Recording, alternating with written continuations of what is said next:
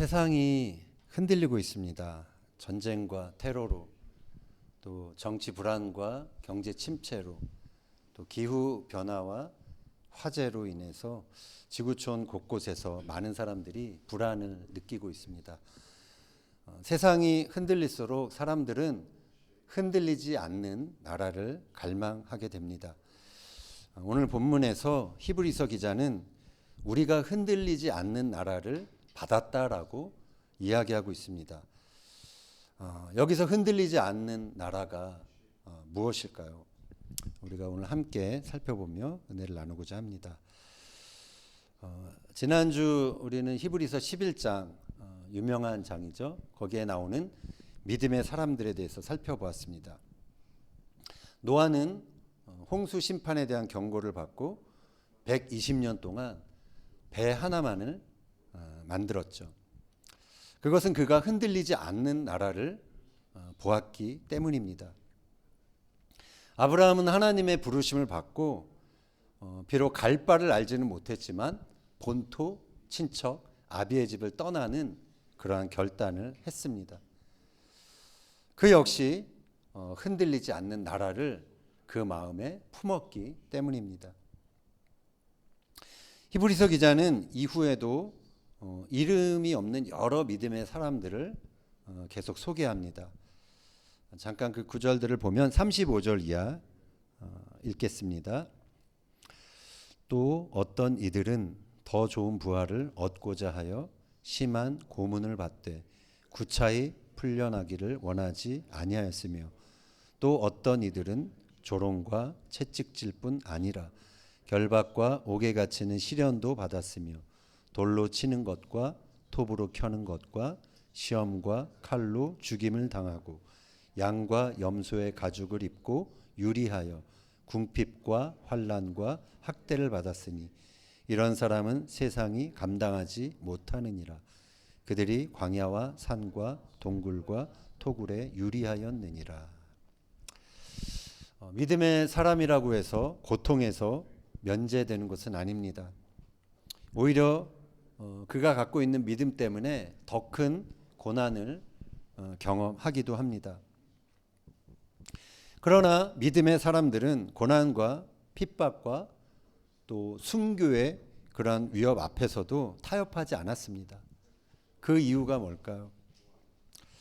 그것은 그들의 마음속에 흔들리지 않는 그 나라에 대한 분명한 비전이 있었기 때문입니다.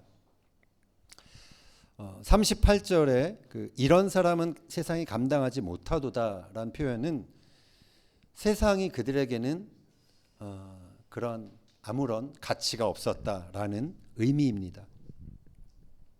그들의 관심은 흔들리는 세상에 있지 않았습니다. 그렇게 그들은 하나님의 약속이 그들의 시대에 다 이루어지지 않았어도 낙담하지 않았습니다. 그들은 자신들이 돌아갈 본향을 바라보며 언젠가 그들이 갖고 있었던 믿음이 실상으로 실제로 이루어질 것을 믿음의 눈으로 바라보며 기뻐했던 것입니다. 자, 이제 오늘 이제 다루고자 하는 본문 12장이 시작이 됩니다. 1절 같이 한번 읽겠습니다. 이러므로 우리에게 구름같이 둘러싼 허다한 증인들이 있으니 모든 무거운 것과 얽매이기 쉬운 죄를 벗어버리고 인내로써 우리 앞에 당한 경주를 하며. 자, 히브리서 기자는 우리가 지금 하고 있는 믿음의 경주를 지켜보는 여러 증인들이 있다라고 말하고 있습니다. 한번 저와 여러분이 그 영화에 우리가 영화의 주인공이 되어서 영화가 지금 이제 이렇게 상영되고 있다라고 한번 생각해 봤으면 좋겠습니다. 여러분은 지금 마라톤의 가장 힘든 지점을 통과하고 있습니다. 그게 너무 힘들어서 포기하고 싶은 마음이 가득한 그런 순간입니다. 그때 관중석에 힘들어하는 나를 격려하는 믿음의 선배들이 보이기 시작합니다. 자, 이때부터는 영화가 이제 슬로우 모션으로 진행이 됩니다. 노아가 나를 향해 박수를 칩니다. 나는 120년 동안 배를 만들었다. 약간 그런 표정으로. 그 옆에서 아브라함과 사라가 나를 향해 응원합니다. 나는 100살 때 기다림 끝에 이삭을 얻었다. 그 옆에서 모세가 외칩니다. 나는 애굽 왕자의 옷을 벗고 광야를 선택했다. 그러면서 그들이 나를 응원하는 것이죠. 나의 경주를, 믿음의 경주를 응원하고 있는 것입니다. 흔들리지 않는 나라를 가슴에 품었기에 환경과 상황 때문에 흔들리지 않았던 믿음의 선배들의 응원이 그 관중석 가득 이어지고 있죠. 이 응원 때문에 나는 다시 힘을 내서 결승선을 향해 질주를 합니다. 그리고 영화는 승리의 환호 가운데 끝을 맺게 됩니다. 히브리서 기자는 지금 고난 때문에 믿음의 경주를 포기하려는 그 1세기 특히 유대 그리스도인들 그들을 향해 너희들의 경주를 지켜보고 있는 믿음의 선배들이 있다라는 사실을 강조하고 있는 것입니다. 믿음의 경주는 다른 사람이 나를 힘들게 한다고 해서 포기할 수 없는 것입니다. 내 기분이 나쁘다고 그만둘 수 없는 것이죠. 우리 앞에 당한 경주, 그것은 하나님께서 우리에게 허락하신 경주인 것입니다. 세상 사람들은 자신이 하고 싶은 경주만 하면 됩니다. 그렇게 살면 됩니다. 그러나 믿음의 사람에게는 때로 감당하기 힘든 경주도 감당해야 할 때가 있는 것입니다. 이 경주는 모든 무거운 것과 얽매이기 쉬운 죄를 벗어버려야만 감당할 수 있는 것입니다. 세상의 마음을 빼앗길 때 믿음의 경주는 무거워집니다. 세상에 많은 염려와 어떤 내 마음을 빼앗겼을 때 지금 하고 있는 믿음의 경주가 힘들어지는 것이죠. 내 육신의 죄에 내가 얽매이기 시작할 때 믿음의 경주는 힘들어집니다. 이 무거운 것과 얽매이기 쉬운 죄를 벗어버리고 하나님께서 내 앞에 두신 믿음의 경주를 완주해야 나를 통해 이 땅에 흔들리지 않는 하나님의 나라가 이어지고 세워지는 것입니다. 이어서 히브리서 기자가 또 이렇게 권면합니다. 2절 같이 읽겠습니다. 믿음의 주요 또 온전하게 하시는 이인 예수를 바라보자. 그는 그 앞에 있는 기쁨을 위하여 십자가를 참으사 부끄러움을 개의치 아니하시더니 하나님 보좌 우편에 앉으셨느니라. 아멘. 히브리서 기자는 믿음의 경주를 하는 자들에게 예수 그리스도를 바라보라라고 권면합니다. 1세기 유대 그리스도인들에게는 동족으로부터 사회적인 압박과 핍박이 가해졌죠. 환경과 상황을 바라보면, 사람을 바라보면 낙담하고 이 믿음의 경주를 포기하고 싶은 마음이 굴뚝 같았을 것입니다. 믿음의 경주에는 이렇게 시련이 따를 수 있습니다. 그러나 예수님은 온갖 핍박과 시련을 이기시고 끝까지 믿음의 경주를 완주하셨던 분이죠. 예수님은 그 앞에 있는 기쁨을 위하여 십자가를 참으셨습니다. 부끄러움을 개의치 않으셨습니다. 그 결과 주님은 하나님 나라 그 보좌 우편에 앉으셨습니다. 이 사실은 믿음의 성도들이 믿음의 경주를 완주해야 할 그러한 동기를 주고 있습니다. 비록 우리가 이 세상에서 우리의 믿음 때문에 부끄러움과 고난을 당할 수도 있지만 그것은 흔들리지 않는 나라에서 받게 될 영광에 비하면 아무것도 아닌 것이죠. 우리가 믿음의 경주를 하다가 다른 사람들이 보일 때가 있습니다. 내가 처한 환경이 보일 때가 있습니다. 그럴 때 믿음의 경주가 힘들어지는 것이죠. 예수님을 바라보며 무리를 걷던 베드로도 풍랑을 보고 무서워서 그 순간 물에 빠지기 시작했죠. 그때 예수님은 손을 내밀어 그를 붙잡으시면서 말씀하셨습니다. 믿음이 작은 자여, 왜 의심하였느냐? 풍랑이 문제가 아니라 풍랑 속에서 예수님에 대한 시선, 예수님을 바라보는 것을 놓쳤기 때문에 예수님에 대한 신뢰가 중요하다는 것을 가르치신 것이죠.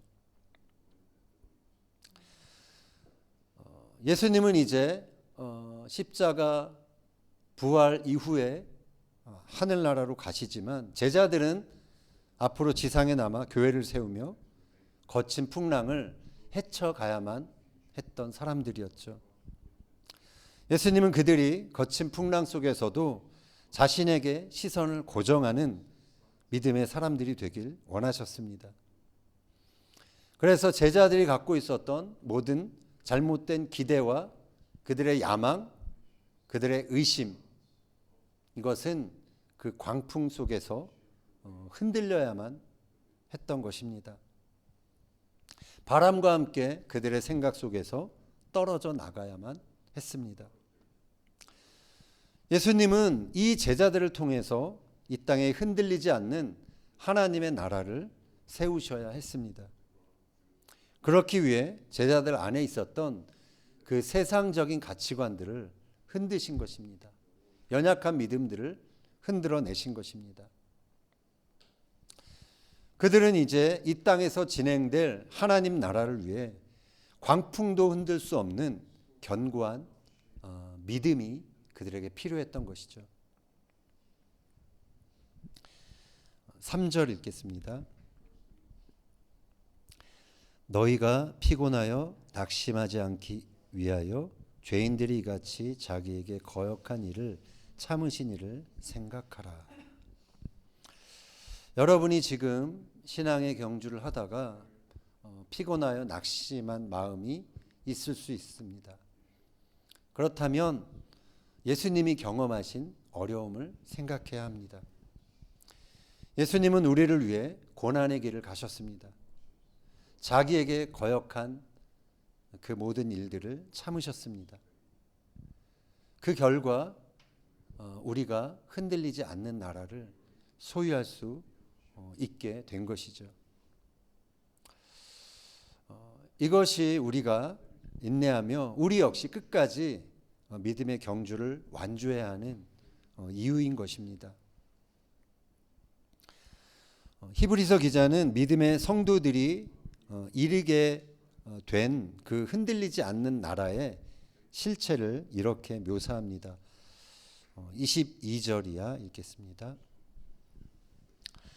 그러나 너희가 이른 곳은 시온산과 살아계신 하나님의 도성인 하늘의 예루살렘과 천만 천사와 하늘에 기록된 장자들의 모임과 교회와 만민의 심판자이신 하나님과 및 온전하게 된 의인의 영들과 새 언약의 중보자이신 예수와 및 아벨의 피보다 더 나은 것을 말하는 뿌린 피니라. 아멘. 이 이전의 어떤 구절들은 한번 집에서 읽어보시면 좋겠는데 지금 시내산의 장면과 시온산을 대비하고 있습니다. 시내산은 구약의 언약을 의미하는 것이고요. 시온산은 신약의 언약, 새 언약을 의미하는 것입니다. 구약시대 시내산에서 하나님이 나타나셨을 때 그 소리가 땅을 진동했습니다. 그리고 이스라엘 백성들은 두려움에 떨었습니다. 여기서 진동하다라고 번역된 헬라어 살류오는 흔들다, 휘젓다라는 뜻입니다. 그런데 히브리서 기자는 이제 하나님이 다시 한번 세상 나라를 흔드실 것이다 라고 말하고 있습니다. 이번에는 땅만이 아니라 하늘도 진동할 것이다 라는 학개서의 예언을 여기서 인용하고 있습니다. 학개서 2장 6절 7절 보면 조금 있으면 내가 하늘과 땅과 바다와 육지를 진동시킬 것이요 또한 모든 나라를 진동시킬 것이며. 자, 그런데 히브리서 기자는 세상을 흔드시는 이유를 다음과 같이 말합니다. 27절 읽겠습니다. 이 또 한 번이라 하심은 진동하지 아니하는 것을 영존하게 하기 위하여 진동할 것들 곧 만드신 것들이 변동될 것을 나타내심이라. 아멘. 조금 무슨 말인지 잘 개념이 안 오실 것 같기도 한데 쉽게 말하면 세상 나라를 흔드시는 이유가 있는데 그것은 진동하지 아니하는 것을 영원히 존재하도록 하기 위한 것이라는 것입니다.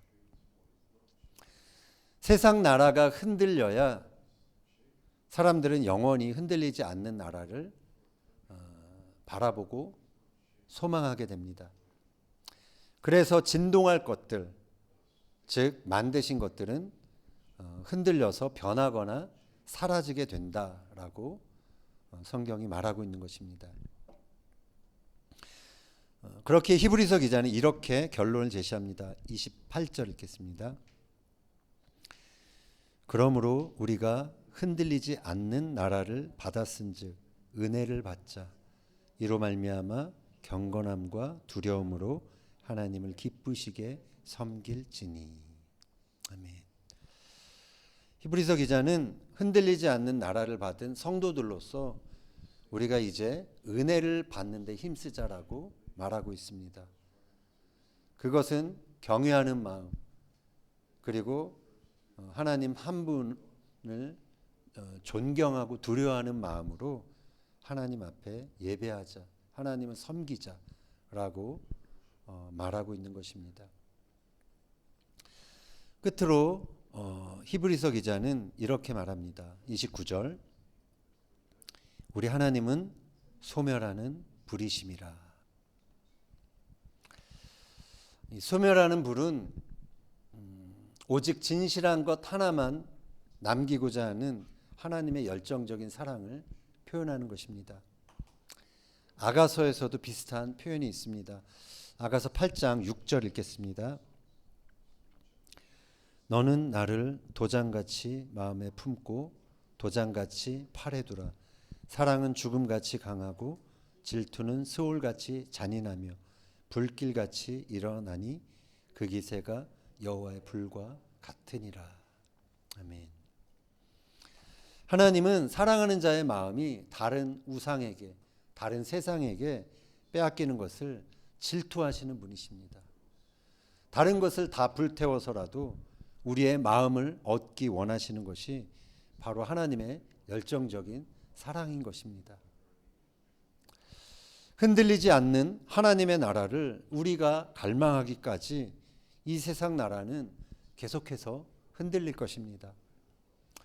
베드로 사도는 이렇게 경계의 말을 남깁니다. 베드로후서 3장 10절 이하 보겠습니다. 주의 날이 도둑같이 오리니 거룩한 행실과 경건함으로 하나님의 날이 임하기를 바라보고 간절히 사모하라.